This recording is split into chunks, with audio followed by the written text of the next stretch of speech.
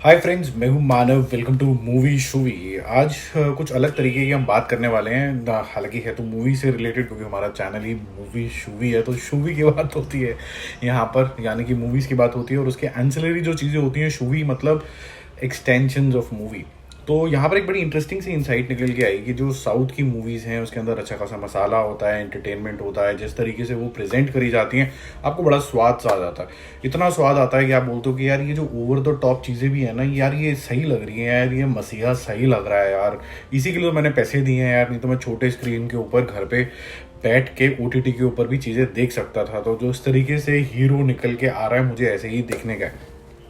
और दूसरी साइड पे अगर हम बॉलीवुड की मूवीज़ की बात करें तो वहाँ पर कुछ हीरोज से लोग नाराज़ हैं। फॉर एग्जांपल नाम लेके ही बात करनी चाहिए, अजय देवगन टाइप हो गए कि यार आपकी मूवीज़ को हम सपोर्ट तो करते हैं यार, लेकिन जिस तरीके से हम चाहते हैं कि अपने आप को प्रेजेंट करो उसी तरीके से रखो, क्योंकि अगर आपकी मूवी अच्छी भी होगी तो हम उसको ओपनिंग भी नहीं देंगे अगर हम आपसे सड़ गए तो रनवे 34 को कोई बहुत ज़्यादा अच्छी ओपनिंग ही नहीं मिली। अदरवाइज मूवी इतनी बुरी नहीं थी, बहुत बढ़िया मूवी बनाई थी, in fact one of the better movies from Hindi cinema, मैं तो ये बोलूँगा। उसके अलावा जो इनसाइट बहुत ताबड़तोड़ तरीके से निकल के आ रही है, वो निकल के आ रही है अभी जो रीसेंट रिलीज़ हुई है कंगना रनौत की धाकड़, और फिर भूल भुलैया जो रिलीज़ हुई है उसका सेकेंड पार्ट जो आया है, हालांकि दोनों का कोई कनेक्शन नहीं है। तो ये समझ में आ रहा है कि जो डिमांड है वो इस तरीके की आ रही है आज के नए यूथ से, या फिर नई तरीके की जो चीज़ें उनको चाहिए वो ये कि फिल्म की स्क्रिप्ट बिल्कुल नई होनी चाहिए, कुछ नया पेश करो, मसालेदार करो, लार्जर देन लाइफ करो।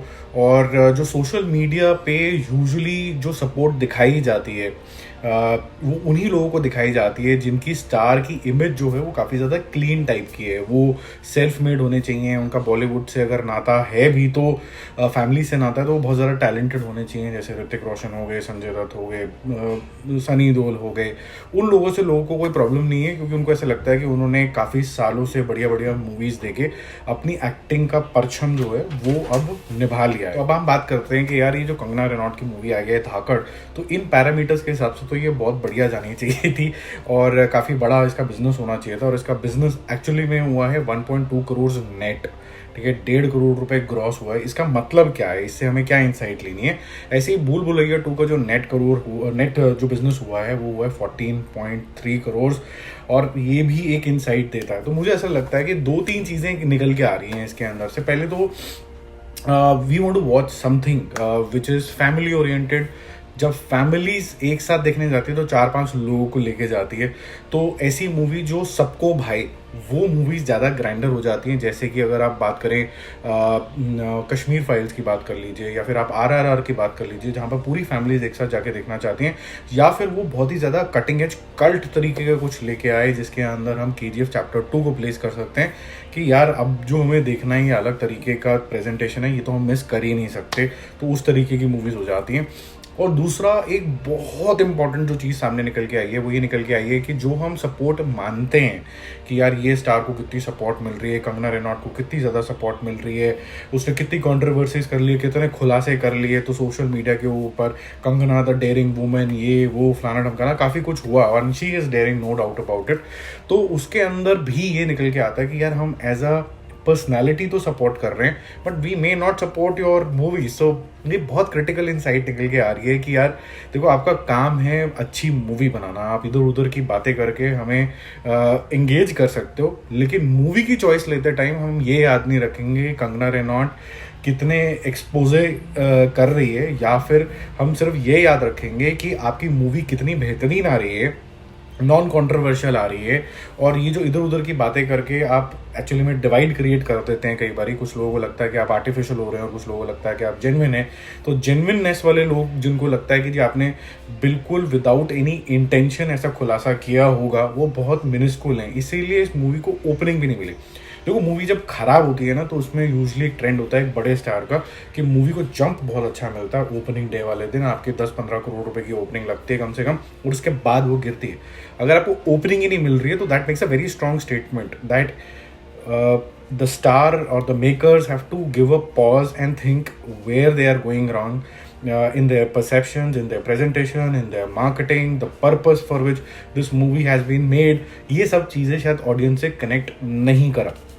उसके बाद मुझे ऐसा लगता है कि अगर हम कार्तिक आर्यन की बात करें स्पेसिफिकली, तो कार्तिक आर्यन की जिस तरीके की इक्विटी है, सेल्फ मेड मैन, साथ ही साथ में कुछ इस तरीके का इंसान जो कि सबसे घुल मिल जाता है, ही somebody whose like guy next door, ऐसा भी नहीं लगता कि उसका सर चढ़ गया है, ऐसा कुछ भी उसको देख के फीलिंग नहीं आती। वैसा जब कपिल के शो में भी आता था, ऐसा लगता है कि चाहे कार्तिक आर्यन खड़ा हो चाहे कोई और आदमी खड़ा हो तो सेम नॉर्मल ही है। तो थोड़ा हम्बलनेस जो लोग आजकल मांगते हैं वो उसके अंदर दिखती है।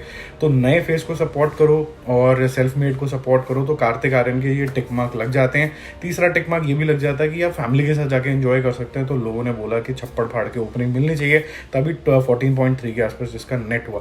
तो कुल मिला के ये निकल के आ रहा है कि if you are genuine, people will see through you. सबसे इंपॉर्टेंट बात मेरे को जो इसका न्यूक्लियस जो मुझे लगा बात का, अगर आप आर्टिफिशियली अपनी तरफ अट्रैक्शन लेके आते हैं और सोचते हैं कि आपकी मूवी चल जाएगी, तो वो शायद नहीं चलती है।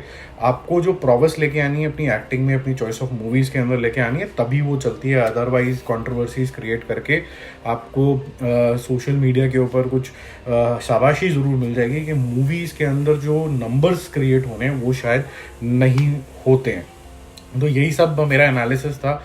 इसके जो नंबर्स हैं वो क्या इंडिकेट करते हैं। होपफुली आपको ये वीडियो मीनिंगफुल लगा होगा। आपका अगर कोई और एनालिसिस भी है तो प्लीज़ डू कंट्रीब्यूट और इस मूवी शूवी कम्युनिटी को आगे लेके जाता है। और वैसे भी तो मैं आप लोगों को प्यार से मूवी शूवियंस ही बोलता हूँ, तो सिर्फ मेरी रिस्पॉन्सिबिलिटी नहीं है इनसाइट्स लाना। मैं आपके लिए कुछ कॉन्वर्सेशन स्टार्टर दे दिया है, आप इसके अलावा आप भी इसके अंदर कुछ ना कुछ साथ में ऐड करो, ठीक है। तो जल्दी मिलते हैं एक और रिव्यू और अपडेट के साथ। Don't forget to subscribe the channel and if you want to know about the releases and the box office results, ये सारी चीज़ें आपको जाननी है, तो फिर Movie Shoovy Express is my second channel and you can find the link of that channel in the description box. Description box में उसका लिंक मिल जाएगा।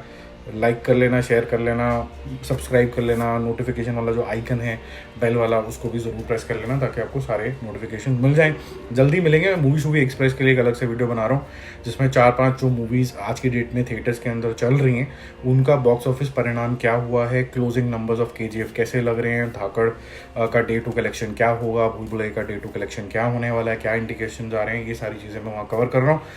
थोड़ी देर में वो वीडियो आउट हो जाएगा तो आप फटाफट से मूवी शूवी एक्सप्रेस पे भी पहुंच जाओ।